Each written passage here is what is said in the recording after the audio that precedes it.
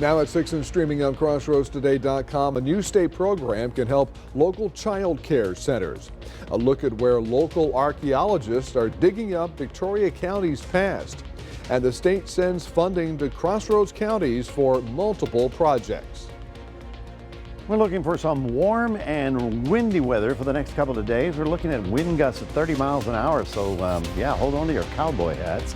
We'll have your forecast coming up in a moment. And Texas A&M Victoria softball gears up for the battle of the Big Cats versus Texas A&M University San Antonio. We'll hear from players Lycia Carter and Zoe Hardy later on in sport.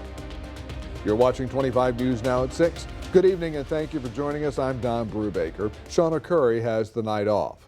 More than 1 million Texans cast their ballot in the first week of early voting. Early voting runs through Friday. Election day is next Tuesday, March 3rd, with polls open from 7 a.m. to 7 p.m. Secretary of State Jane Nelson encourages everyone to double-check official information before heading to the polls. You can confirm your registration, find your polling place, and review ID requirements at votetexas.gov or by contacting your county elections office. And remember, you'll be asked which party's primary you want to vote in. A photo ID is required and cell phones are not allowed inside the voting room. A local group is digging up the past to discover the rich history of people in Victoria County.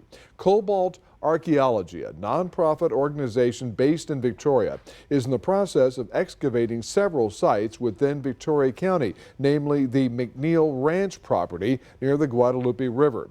O.C. Garza with the Cobalt Archaeology Group says the McNeil Ranch property area is rich in artifacts that help identify the rich history of the area. That particular site, which is 41 VT 141 in archaeology terms, has been a site of continuous prehistoric Indian occupation from about 13,000 years ago all the way up to modern historic times when the colonial era was in Victoria. Much of Cobalt Archaeology's findings are on display at the Museum of the Coastal Bend at Victoria College. Want to have a hand in discovering Victoria's history? Garza says Cobalt Archaeology accepts volunteers to either help on the archaeology sites themselves or to help process the materials. To find out more, visit this story on our website at crossroadstoday.com. Calhoun County is one of 14 coastal counties getting state money from the General Land Office for improvement projects. Calhoun County got state funding for 5 projects. They center on Bayfront Peninsula improvements, including installation of new concrete walkways, new public restroom facilities, and the removal of an existing deteriorated timber walkway along the shoreline. Arandis and Refugio counties are also receiving part of the funding. The National Weather Service has the Crossroads under a fire danger statement until 7 tonight and under a small craft advisory through Thursday morning. And Mac, all of this is connected to windy and dry conditions. Absolutely, Don. I mean, for the next couple of days, the difference is that we're looking at an onshore wind. Now, over the weekend, we had that hot, dry wind that came in. I mean, it was cooler, but it was extremely dry. That's why we had the fire danger. Well, for today, that fire warning is coming down because the humid air is coming back in, and that's going to help out. Problem is, really, we should all consider just staying on alert for fire danger, because tomorrow afternoon and the next day we're looking at 30-mile-an-hour winds during the afternoon hours. So we'll be talking about that and taking a look at your weekend coming up in just a moment. Don, back to you. Mike, thank you. The Texas Workforce Commission is launching a child care business initiative that can help child care programs support children. The Texas Workforce Commission is dedicated to supporting families and children in child care. The commission specializes in 2 types of support: business coaching and business training. Those initiatives will help with financial and risk management. The Business Support Initiative will be available to all licensed and registered child care programs across Texas. If you see news happening, call our newsroom at 361-576-0026 or send us an email at staff@crossroadstoday.com. An area sheriff is named to a state advisory panel. Acting State Comptroller Kelly Hancock picked Matagorda County Sheriff Rick DeLeon for the State Law Enforcement Advisory Panel. DeLeon is a Marine veteran and former Sergeant at Arms in the Texas Senate. The panel was formed to strengthen the partnership between the Comptroller's Office and law enforcement leaders across Texas. Remember to subscribe to our YouTube channel, Crossroads Today. Hit the like button and click the notification bell. Then you can see Crossroads Today on YouTube. And stay with us. Coming up on 25 News Now at 6, President Trump has travel plans this week. The coastal bend. I'll tell you more after the break. And before that, the president will give the State of the Union address tonight. A preview. That's also after the break. Our military hero of the month is U.S. Navy Commander Burton Dunn Smith. My great-grandfather was known as the Duke of Padre Island because he ran cattle. Actually, the family owned Padre Island, and my great-great-grandmother bought it in the late 1800s. They had recently come over from Ireland, and she financed the island by selling firewood to Zachary Taylor's army. And that gave her the cash, and she was able to buy Padre Island for a song. As a result, Burton grew up around the cattle and the water, both of which made a profound effect on his life. You know, I adored my dad, as a naval aviator. And where we lived in Flower Bluff is real close to the Naval Air Station, so most of the kids I went to school with were Navy brats, yeah. So I ended up at Southern Methodist University, SMU in Dallas, and got my degree there. And while I was there, this was the late 1960s. I graduated from SMU in '69. You know, Vietnam was a big deal, and the draft was too, and we were all concerned about getting drafted, and I did not want to get drafted into the Army, so I was looking for a commissioning program in the Navy to kind of follow my dad's footsteps. What I liked was the water aspects. The going through Bud's training was extremely rigorous. You know, typically you start off with a class of about 125, and you expect maybe 20, to finish. The other 100 say, that's enough. If you ask a person on the street about a SEAL team, and the idea is that a Navy SEAL is going to be 6'5", 300 pounds. Well, that's kind of the Hollywood, but the reality is, particularly when I was going through, one of our primary means of insertion, going to the shore, was in many submarines. They're flooded, so you're in your scuba. You have a navigator and a driver in the front part, and 4 guys in the back. Scuba tanks, arms, and all, and you're like this, with the thing shut where you can't see out or anything. And they take you into the beach. You go out of the mini sub, swimmer delivery vehicles, or what we call them, and do your operation, and then come back out. And that's what I like to do. Okay. So I had command of SEAL Team 4 in Little Creek, Virginia, and did that for a little over 2 years. And when my tour was about to end, I got a call from the assignment officers. Well, Commander Smith, you're the only commander we have that speaks any Spanish. You're going to El Salvador. And I said, sure, throw me in that briar patch. So I've got 3 stripes. That's a Navy commander, which is lieutenant colonel in the other services. Right. And in my day, Navy captain, 4 stripes was as far as you were going to go. Towards the end of my 20 years, we got our first flag ranks, our first admirals. 20 years in the Navy, followed by 20 years in Stephenville, Texas. Yeah. Teaching Spanish. Teaching Spanish, yeah. Wow. Which I loved doing. My favorite thing about teaching Spanish was the summertime, where I put together Spanish immersing summer study abroad. We started out in Guatemala. We would go for five weeks. I'd take a group of students of about 12 to 14, and in Guatemala we had a language institute where we'd have one student with one Guatemalan, one-on-one instruction. Moved to Victoria. My siblings and I had bought a ranch in Victoria County off of Coletta Creek. And I had been trying to run cattle from Stephenville, running down here with the Airstream trailer at the ranch and all. And no, I want to be close to the ranch and close to my family that's in Corpus, but not living with my family in Corpus. I have a little bit of distance. Victoria, nice size and all. Victoria's the place, yeah. If you know a veteran and you want to tell us their story, go to crossroadstoday.com/military hero and let us know. I'm Octavio Perez, 25 News Now.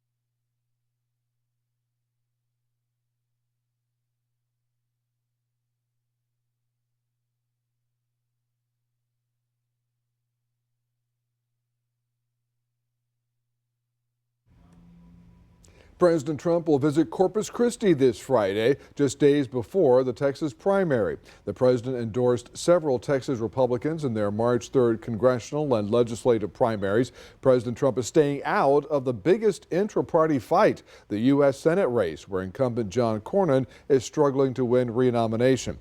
Trump last visited the Corpus Christi area in 2022 for a political rally ahead of the general election.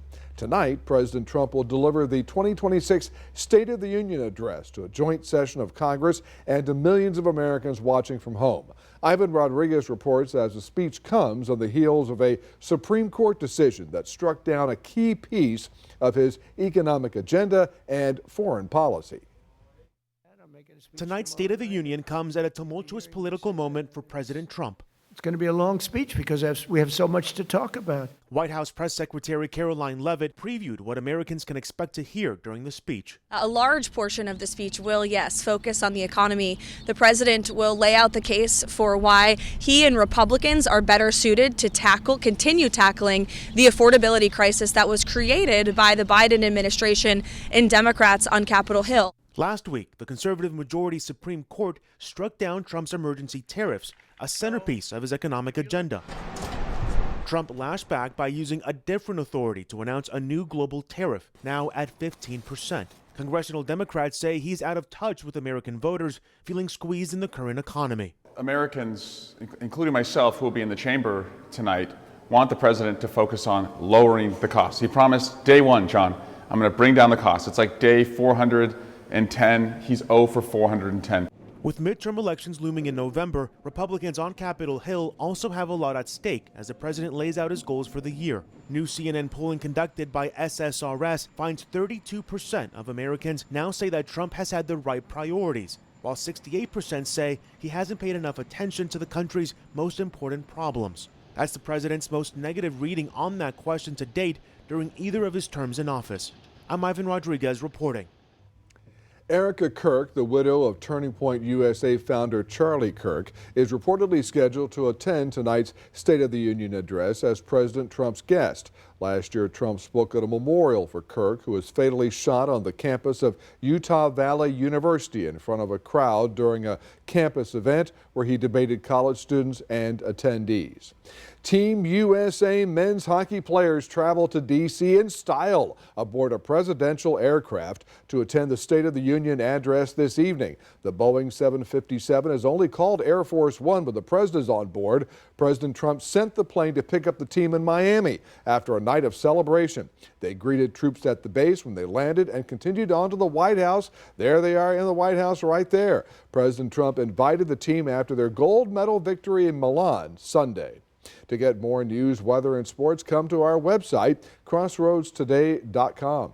Several videos on social media are showing New York City police officers being hit with snowballs in Washington Square Park. In one clip, a crowd of people can be heard jeering the police and hurling snowballs when the officers walk by. Additional footage shows officers being struck with snowballs while they were walking to their police car. NYPD Commissioners Jessica Tisch called the incident, quote, disgraceful and criminal. And I bet it hurt a lot, too. Yeah. Yeah, sometimes a snowball that's thrown in fun is one thing, but when it's angry, that's a different thing. All right, folks, we're at 68 degrees and we are a long way from winter. In fact, I think you can say goodbye to winter because our temperatures will be in the 80s for most of the next 7 to 10 days. You're up to 74 today. Tomorrow we'll get up to about 82, and you're going to feel a rather strong, gusty, southerly wind. We'll talk all about that coming up in just a moment. Stay tuned. For a growing number of people in our community, nighttime doesn't mean sleep. It means survival. 25 News Now reporter Trenton Whiting takes a closer look at homelessness here at home, the challenges people face every day, and what's being done to help. Being able to go take a shower and rest and good to go to work the next day and be comfortable without having to go to work dirty, that'd be awesome. Life Without a Home. Thursday at 10 p.m.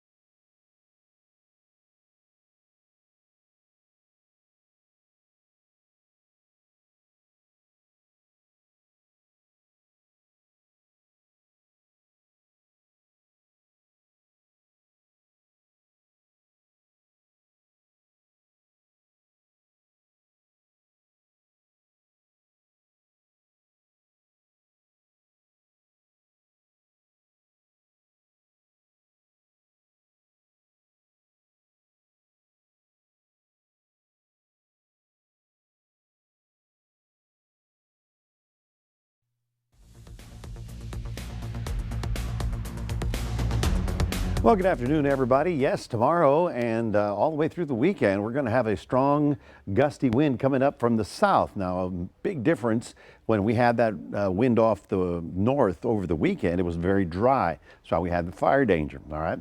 Well, this wind will have moisture in it, so we're not so worried about fire danger, but we should all still be very careful. Can you imagine you drop in a cigarette or a fire takes off and you got a 30-mile-an-hour wind?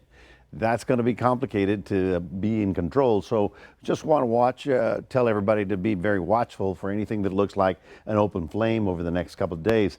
Well, the jet stream is up here. You can see it following this white line. These are the clouds, part of the storm pattern, but all the lows are staying too far to the north. As a result, we're really kind of out of winter here.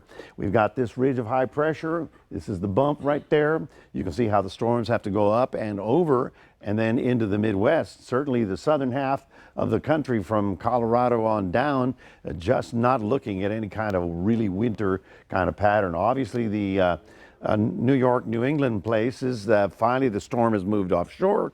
But yes, another little snowstorm coming in across the Great Lakes that'll be visiting them tomorrow.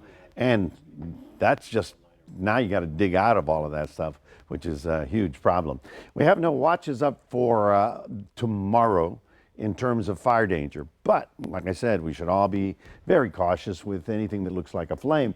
The valley has still the fire danger problem, and out in far west Texas as well. Remember, nothing is greened up just yet. Of course, with this warm weather, you know, I'm thinking we're going to be looking at a lot of flowers and a lot of trees that are going to start blooming really soon. And that's okay as long as we don't get another cold snap where the blooms would freeze. Now, I don't see that happening, but like I said, we're not on schedule for the way things should be doing. Here is the winds for tomorrow. You can see them from 25 moving up to about 35 miles an hour in the afternoon, so you'll definitely feel it. If you're working on a sailboat, you're going to have a problem. If you're doing, large pieces of plywood on a roof, you're going to have problems too. So just consider that the winds will be howling pretty much during the afternoon hours. We continue with a low grade. We're in the moderate there. Low grade of fire danger, but northeast Texas and much of the rest of the state continues. But like I said, I wouldn't put a lot of stock in it because it's the wind that's going to be in control of anything that takes off. Get a load of your temperatures over the next few days. 87 on Thursday, 82 on Friday, and then we'll stay in the 80s through the next 7 to 10 days. You can see all the storms are going up and over our area, so they're kind of avoiding us for the next week and a half. So let's take a look at your day planner for tomorrow in the Port Lavaca area. Looking at partly cloudy skies, but a gusty wind. And in the afternoon hours, we're looking at 25 to 35 miles an hour. Cuero, you're going to have more sun, and you're also going to have the wind. You'll get up to about 86, so it's feeling like summertime. Little front on Friday, but that only slows the wind down for about a day, and next week looks like we'll stay in the 80s. That's your 7-day forecast. Reminding everybody we do have a QR code. Love for you to scan that, put Crossroads Today on your phone, and here's Don. Thank you, Mac. And Sports Director Max Williams is here with the state of area high school boys basketball. That's right, Don. We had a great action there on night one. Only had one team win, so hopefully we get a lot of teams that get the victory tonight in the second day of bi-district action. After the break, we're going to get a full pregame report from sports reporter Robinson ahead of Yoakum versus Goliad big-time matchup, so don't want to miss it.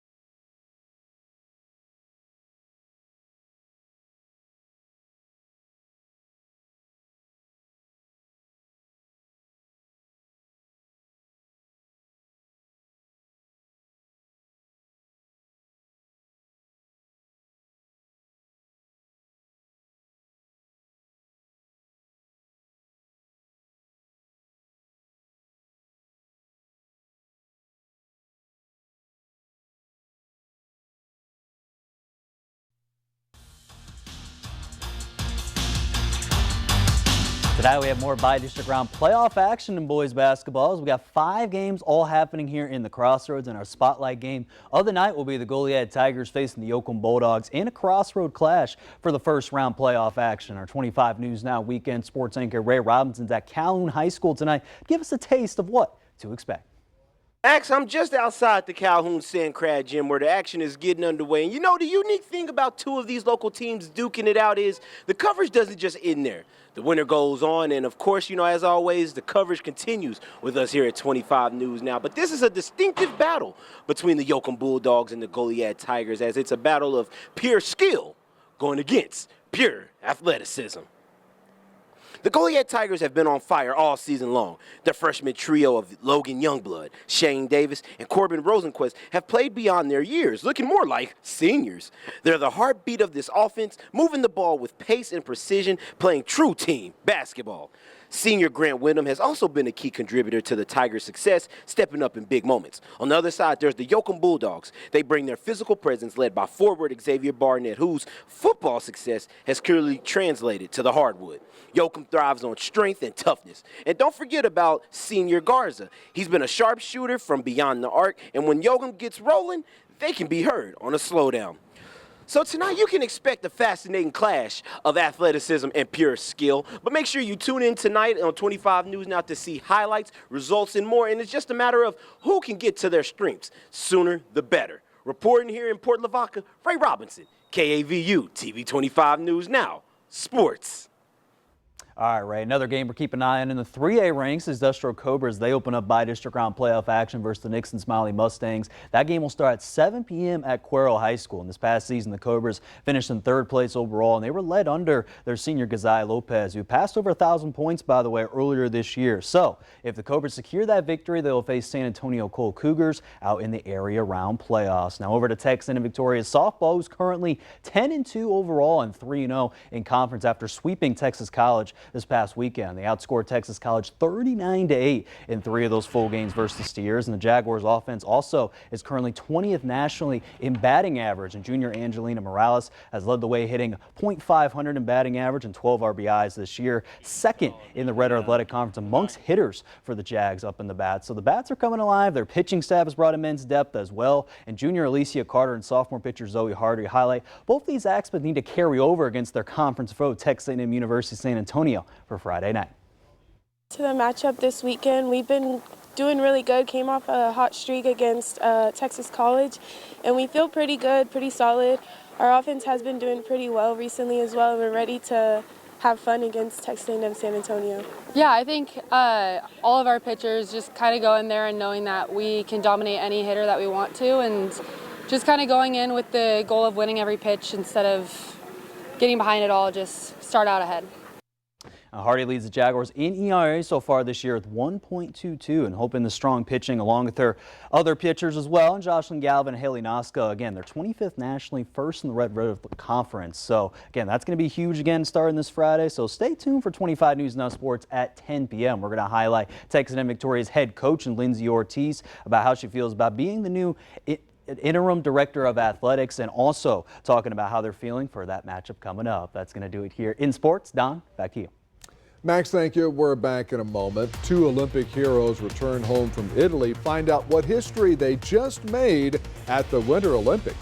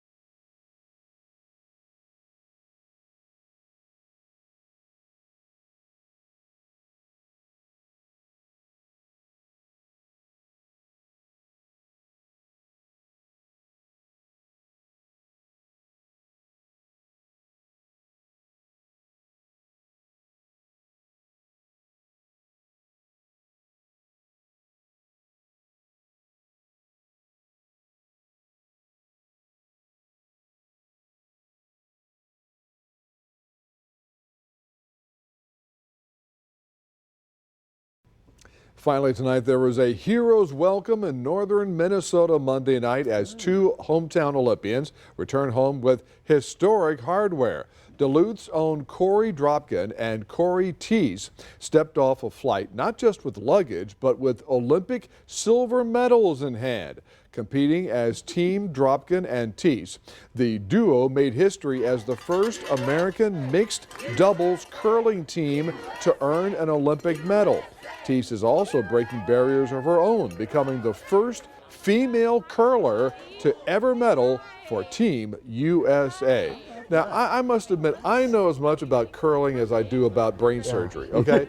But I got to watching a lot of that in the Olympics on our sister station, KMOL, and it's a very interesting sport. I was going to say, it's broadened the popularity, I think, because a lot of people have asked me now, like, what's your favorite sport in the Winter Olympics? They say curling now, instead of skiing or anything else. I'm like, well, okay, so, that's... And curling on TV in Canada, huge ratings. Oh, man. Huge ratings. There's a lot of intensity. Yes. With the ball. Focus on it. Well, what is it? What do they call that thing? It's not a ball. Is it a puck?